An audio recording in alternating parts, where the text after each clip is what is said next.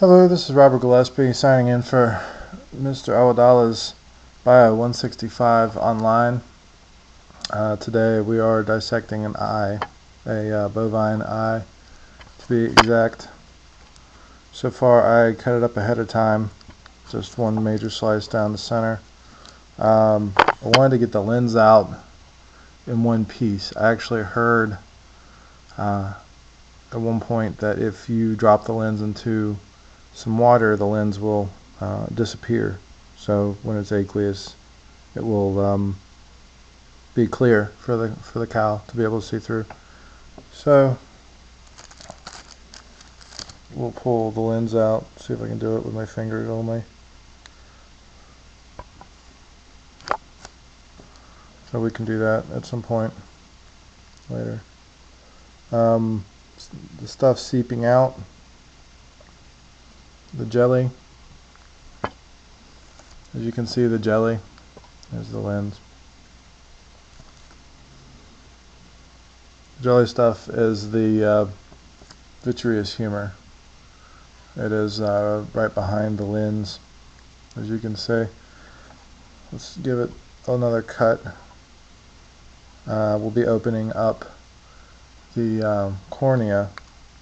It'll be kind of fun to take the cornea out. Nah, it doesn't look that good. We'll be, so let's just cut on through it. Doesn't look like anything that special. So right behind the cornea is the aqueous humor, but I think we've already kind of lost that. I don't know that it actually survived the travels, and may have become less aqueous when it was pickled or whatever they did at the factory. But we have the vitreous humor. What else do we have? We have the retina, which should probably get my little pincers here.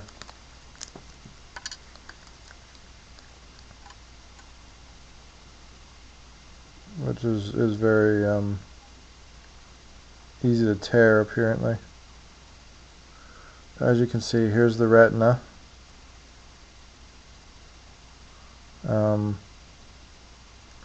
Behind the vitreous humor. And the purple opalescent, that's an awesome word. I like that one. The opalescent color, that's going to be the Tapetrium lucidium. And I think that's located on top of the sclera. So I think that's getting most of ours out of the way. The iris is the dark portion here. I'm sorry, I wish it was a little brighter for the camera. We have the sclera here, or the iris here, opening and closing, so allowing light in. Now no more. We have the, I guess we pointed out the cornea already. That was at the front of the eye. This is a better example right here of the cornea, dilapidated cornea. And I think that should cover it. Got the sclera, we got the retina. Notably the dark color. I was reading on another website that the dark color of the Tapetrium lucidium is a little lighter in animals that can see in the dark. I guess to help with that. And there's how that lucidium comes right off. It's interesting. There's the optic nerve. All that fun stuff. So let's go get a little bit of water and see if this lens will disappear. That just seems like a fun thing to do. I'd hate to not do it. I'll be right back with some water.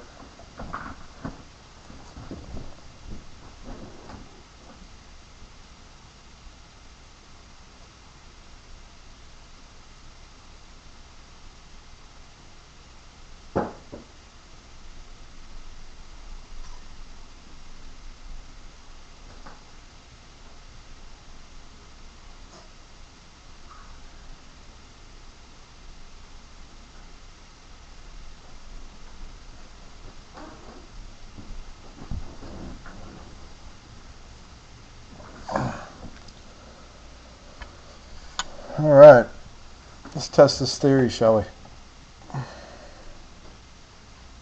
No. Apparently not. Apparently it was too old.